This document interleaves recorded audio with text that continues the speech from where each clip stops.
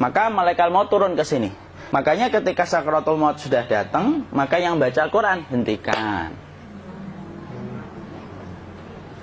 Kenapa? Oh, memang gitu ya. Jangan semakin kenceng. Ayo Pak, insya Allah Pak, gitu. Al-Baqarah Pak, Al-Baqarah Pak. Al-Kahfi, Al-Kahfi. Enggak lah. Yang baca Quran berhenti dulu. Kemudian digantikan dengan kita mentalkin. Antum agak ke sana dikit. Masya Allah ya. Orang yang meninggalnya kooperatif ini.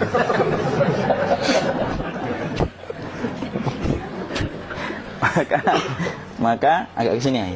Maka disunahkan kita untuk mentalkinnya.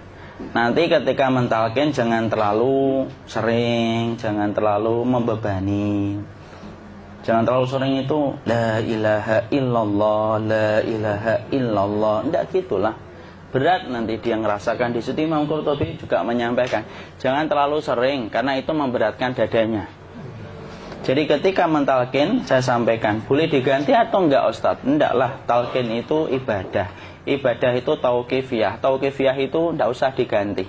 Karena Rasulullah mengatakan, lakinu ala mautakum la ilaha illallah. Talkin orang yang meninggal di antara kalian dengan la ilaha illallah. Enggak usah diganti Allah Ustaz yang lebih singkat, lebih pendek. Enggak usah. Subhanallah Ustaz, enggak usah. Kenapa? Karena talqin sudah ditetapkan ucapannya oleh Nabi, begitulah kita mencontohnya. Jadi tidak usah diganti. Cara mentalqin, jadi kalau keadaan sudah tenang, tolong kalau sudah sakaratul maut jangan ditinggalkan. Karena sesungguhnya pertempuran setan itu pada detik-detik kematian semacam ini. Dan betul-betul berusaha untuk menjadikan dia murtad. Nanti makanya di situ di buku nanti dibahas kan, pertempuran setan itu sampai detik-detik orang mau mati itu sudah ayo kufur, murtad aja tuh, kamu sakit kan? Nah, itu kayak gitu. Makanya jangan ditinggal. Capek gitu kok nggak meninggal gitu ya. Udah gantian mas. Dan jangan kemudian meninggalkannya. Mangkat dulu gitu. Enggak lah, janganlah. Terus ditampingi terus. Kalau bisa ya sudahlah, berikan waktunya kita untuk sementara waktu itu betul-betul berkhidmah kepada orang yang kita cintai terakhir kalinya. Cara kita kemudian mentalkin adalah, yaitu adalah di sebelah kanannya la ilaha illallah. Biarkan dia mencerna dulu, tidak usah buru-buru kemudian kita langsung nimpali lagi. Dia mencerna dulu sembari kita doakan, peluk, ya Allah dimudahkan gitu. Kalau ada orang yang bisa ngucapin la ilaha illallah, itu siapa yang memberikan itu Ustaz? Yang memberikan kekuatan Allah Pak. Karena ngomong aduh aja sudah tidak mampu.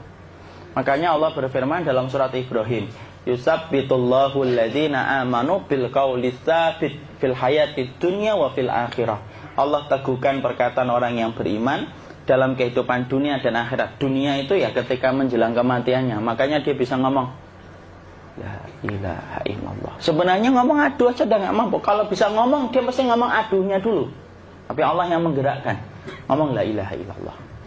Makanya mangkana akhiru kalamihi la ilaha illallah dakhalal jannah. Barang siapa akhir kalamnya itu adalah la ilaha illallah, pasti masuk surga. Makanya kita lagi la ilaha illallah. Dah, cerah dulu. Tidak usah minta diburu-buru ya. Tidak usah gini.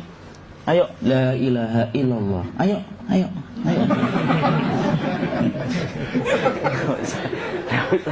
Tidak usah gitu.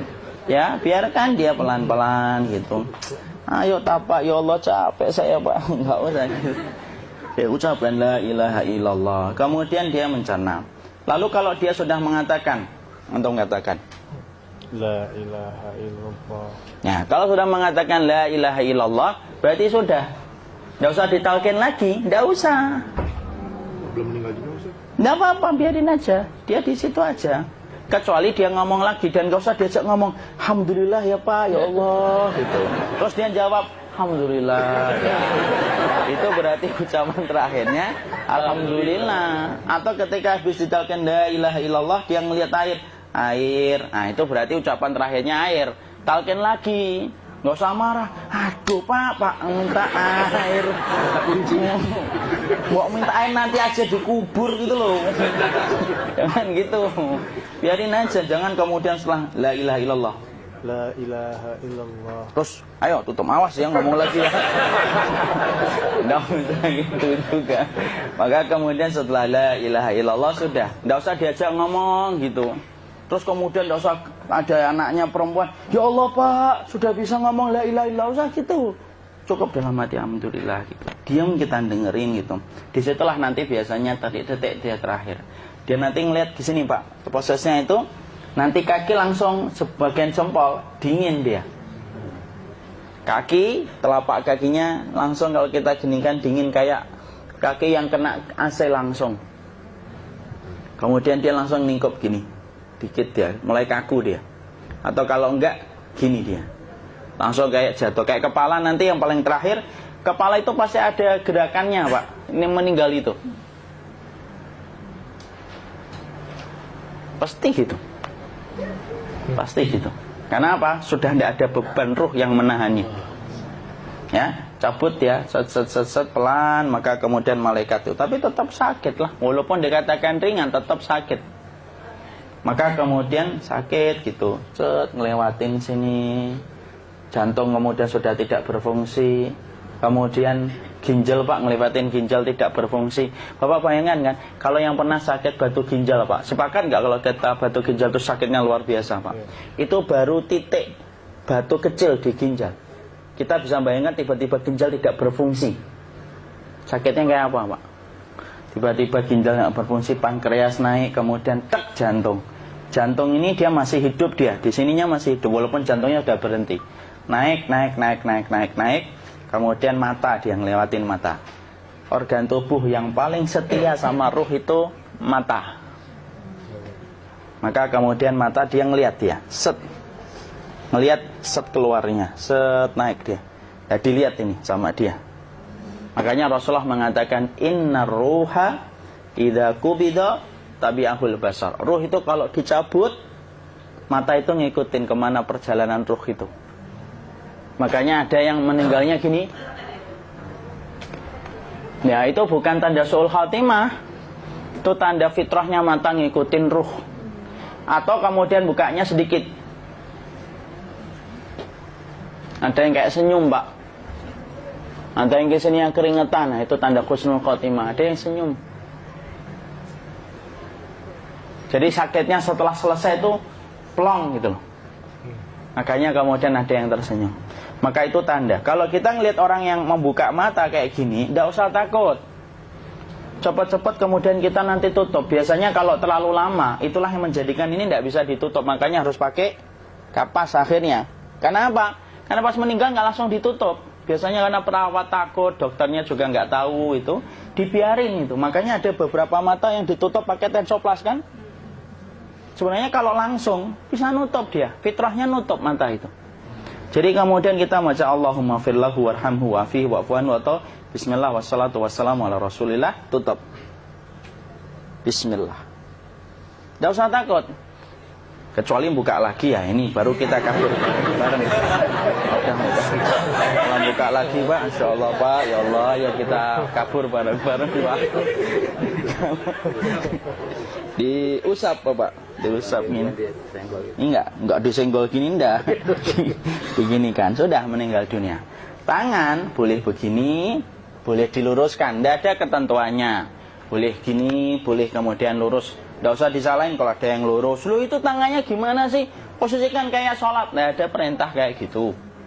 Jadi kemudian dikondisikan saja. Terus maka kemudian dipijit-pijit, akiknya dikeluarin. Kemudian jamnya dilepas, gigi palsunya dilepas kalau ada. Ya. Kemudian apa setelah itu? Coba buku.